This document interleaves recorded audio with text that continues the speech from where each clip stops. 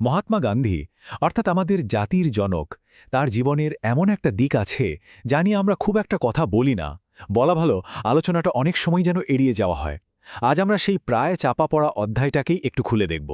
প্রশ্নটা শুনতে খুব সোজা, তাই না? কিন্তু এর উত্তরটা বেশ জটিল।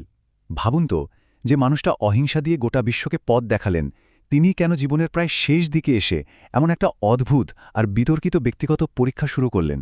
চলুন এই রহস্যটা বোঝার চেষ্টা করা যাক।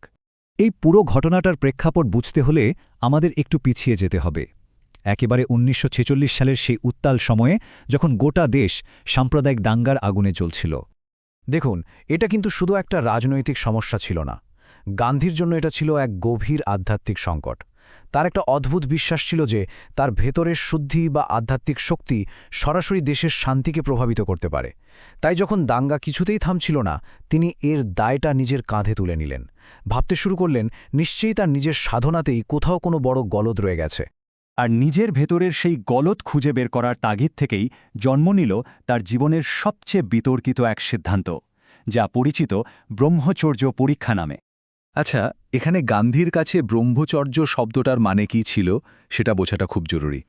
তার কাছে এটা শুধু শারীরিক সংযম ছিল না, এটা ছিল মন, চিন্তা এবং সমস্ত ইন্দ্রিয়ের ওপর একছত্র নিয়ন্ত্রণ কায়েম করা। তিনি বিশ্বাস করতেন, এই নিয়ন্ত্রণটা যদি পুরোপুরি অর্জন করা যায়, তাহলে এমন এক আধ্যাত্মিক শক্তি পাওয়া সম্ভব যা দিয়ে দেশের এই ভয়ঙ্কর হিংসাও থামিয়ে দেওয়া যাবে। তো নিজের সেই আত্মশুদ্ধি আর কামনাহীনতা পরীক্ষা করার জন্য তিনি যে পথটা বেছে নিলেন, সেটা ছিল এক কথায় চরম। তিনি সিদ্ধান্ত নিলেন যে তিনি যুবতী মহিলাদের সাথে, যাদের মধ্যে তার আত্মীয়াও ছিলেন, একই বিছানায় ঘুমোবেন, তাও আবার নগ্ন অবস্থায়। গান্ধীজি কিন্তু এটাকে কোনো শারীরিক দৃষ্টিকোণ থেকে দেখছিলেন না। তার এই কথাগুলো থেকেই স্পষ্ট বোঝা যায় তিনি এটাকে একটা পবিত্র যজ্ঞ বা সত্যের অগ্নিপরীক্ষা হিসেবেই দেখতেন।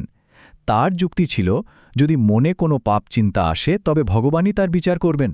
আর এটা কিন্তু কোনো একটা বা দুটো বিচ্ছিন্ন ঘটনা ছিল না।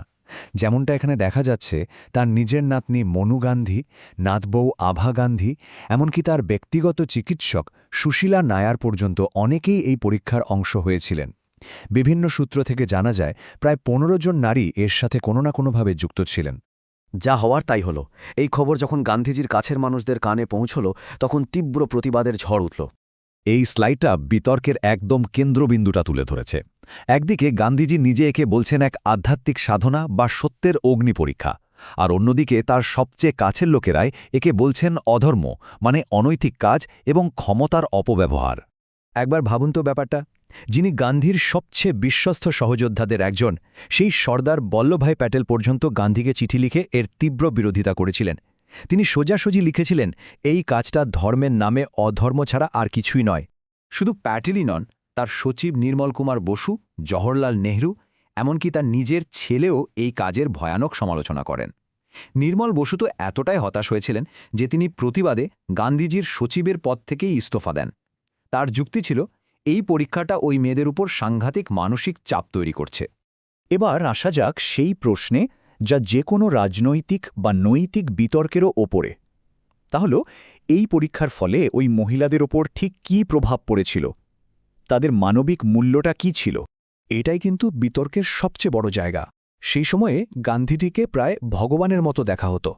তো এমন একজন প্রভাবশালী ব্যক্তির নির্দেশের সামনে দাঁড়িয়ে একজন অল্পবয়সী মেয়ের পক্ষে না বলাটা কি আদৌ সম্ভব ছিল? সমালোচকরা কিন্তু ঠিক এই ক্ষমতার ভারসাম্যহীনতার দিকেই আঙুল তুলেছিলেন।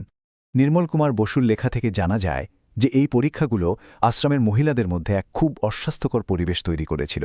গান্ধীর স্নেহ পাওয়ার জন্য তাদের মধ্যে একটা রেষারেষি শুরু হয়ে গিয়েছিল, আর এর ফলে যে মানসিক চাপ তৈরি হয়েছিল তা তাদের জীবনকে রীতিমতো বিষিয়ে তুলেছিল। আভা গান্ধীর এই ঘটনাটা একটা জীবন্ত উদাহরণ। তার স্বামী কানু গান্ধী চাননি যে তার স্ত্রী এই পরীক্ষার অংশ হোক, কিন্তু গান্ধীজিকে মুখের উপর না বলার সাহস তার ছিল না।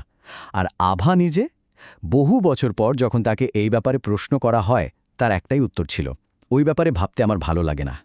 এই একটা কথাই হয়তো অনেক কিছু বলে দেয়।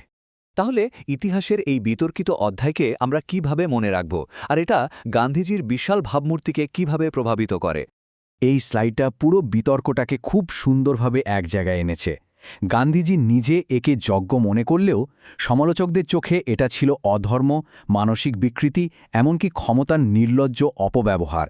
আর ঐতিহাসিকভাবে অনেকেই এটিকে গান্ধীজির জীবনের এক অন্ধকার অধ্যায় হিসেবেই দেখে থাকেন। একটা কথা কিন্তু মনে রাখতে হবে, গান্ধীজি কিন্তু নিজের ইচ্ছায় এই পরীক্ষা বন্ধ করেননি। যখন মানুষের মধ্যে ক্ষোভ বাড়তে শুরু করে এবং তারই এক সহযোগী মনু গান্ধীকে সমালোচকদের লেখা চিঠিগুলো দেখান, তখন মনু মানসিকভাবে একেবারে ভেঙে পড়েন। এরপরেই গান্ধীজি এই পরীক্ষা বন্ধ করতে বাধ্য হন। আর ঠিক এই কারণেই হয়তো আমরা অনেকেই এই ঘটনাটা সম্পর্কে সেভাবে জানি না। জাতির জনকের পবিত্র ভাবমূর্তিতে যাতে কোনো আঁচড় না লাগে, তার জন্য ইতিহাসের পাতা থেকে এই অধ্যায়টি প্রায় মুছে ফেলার একটা চেষ্টা সবসময় ছিল। শেষ পর্যন্ত এই প্রশ্নটাই কিন্তু আমাদের ভাবায়। দেখুন, ইতিহাস তো আর সাদা কালো নয়। একজন মানুষ একই সাথে মহান হতে পারেন, আবার তার জীবনে গভীর বিতর্কিত অধ্যায়ও থাকতে পারে। গান্ধীজির জীবনের এই পর্বটা আমাদের হয়তো এটাই মনে করিয়ে দেয় যে ঐতিহাসিক চরিত্রদেরকে শুধু নায়ক বা খলনায়ক এই দুই ভাগে ভাগ করে দেখাটা ঠিক নয়। তাদেরকে বুঝতে হলে তাদের সমস্ত জটিলতা নিয়েই বুঝতে হবে।